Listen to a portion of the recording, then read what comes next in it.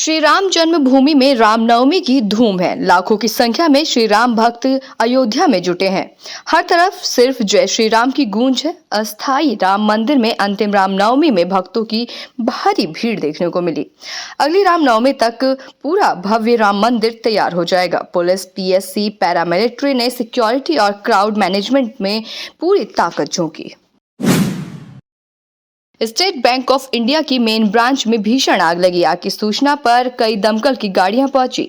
आग बुझाने की कोशिश जारी की गई। जहां किसी कारण आग लगी है, यह अभी तक स्पष्ट नहीं हो पाया।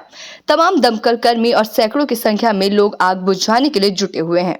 अलीगढ़ के सिविल लाइन थाना क्षेत्र के घंटाघर स्थित स्टेट बैंक परिसर की पूरी घटना है। मथुरा में गरीब परिवार में जन्मे कृष्ण मुरारी प्रजापति ने अपने संपूर्ण अंगों के साथ साथ अपने शरीर को समाज हित, देश हित और भविष्य की आवश्यकताओं को देखते हुए दान कर दिया है।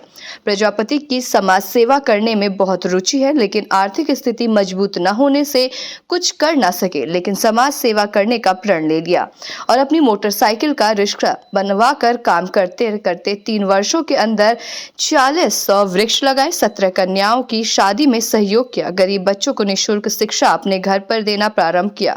ऐसे अनेक कार्य कृष्ण मुरारी प्रजापति के द्वारा किए गए।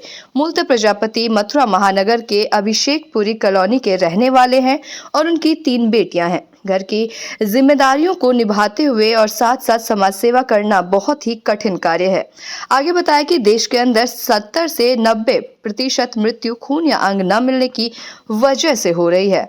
आज देश के हॉस्पिटलों को खून और मानव अंगों की बहुत ही जरूरत है, इसलिए हम सभी को रक्तदान, अंगदान करना चाहिए। रिक्शा बनवाया, उसी रिक्शे से जो है अपना जीवन पालन भी करते हैं, रिक्शा चलाते हैं और रिक्शे के साथ साथ उससे जो आमदनी जो हमें होती है, उसी आमदनी के साथ लमसम हमने कुछ 5000 का आंकड़ा भी हम छूने वाले हैं।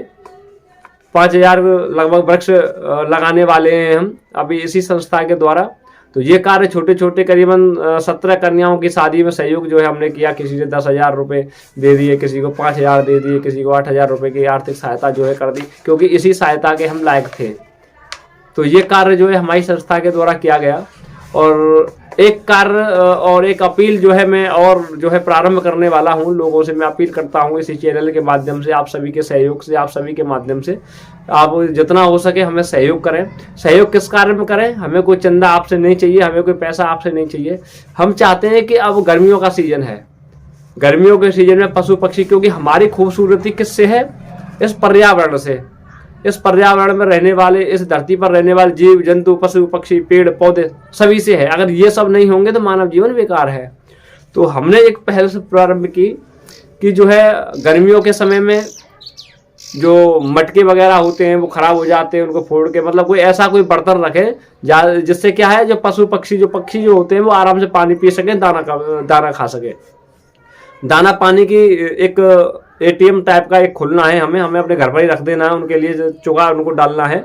दूसरा काम ये है कि वस्त्रदान, यानी कि अंगदान, रक्तदान, कन्यादान, वृक्षारोपण और वस्त्रदान। वस्त्रदान में आपको क्या करना है कि अगर आपके पास में नए वस्त्र नहीं है, आपके पास में पैसा नहीं है, कोई बात नहीं, अगर आपको सेवा करने का भाव है तो मेरा आपसे अपील है कि आप जो है जो पुराने कपड़े आपके पास घर रखे हैं, आपके पहनने लायक हैं, लेकिन आपका बच्चा बड़ा हो चुका है, वो कपड़े आपके बच्चे के नहीं आ रहे हैं, या फैशन चेंज होने की वजह से आपके बच्चे उन कपड़ों को नहीं पहन पा रहे हैं, तो उन कपड़ों को आप जलाए नहीं, क्योंकि आप जलाएंगे, कहीं फेंकेंगे, गंदगी होगी, प्रदूषण फैलेगा, पर्यावरण दूषित होगा और वो हमारे लिए ही हानिकारक होगा। इससे बेहतर ये है कि आप उन कपड़ों को हम तक पहुंचाएं, हमें आगाह करें, हमारे लिए टेलीफोन करें, हम आएंगे आपके पास में और वो वस्त्रों को आपके पास से लेकर के उन वस्त्रों को ऐसे स्थान पर पहुंचाने का कार्य हम लोग करते हैं जहां उन वस्त्रों की वास्तविकता में आवश्यकता है।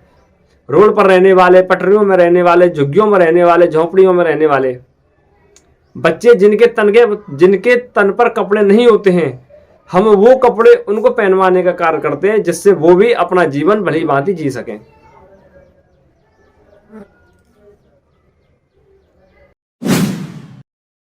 दुबेपुर ब्लॉक के ग्राम यूबी सभा बभनगवा का प्रधान और सचिव विद्यालय कार्य में बालू मिलाने में मस्त है और ग्राम सभा का विद्यालय त्रस्त है। क्या बभनगवा के ग्राम और सचिव की तैनाती केवल विद्यालय कार्य में भ्रष्टाचार करने के लिए हुई है या फिर इन पर कभी योगी का चाबुक भी चलेगा?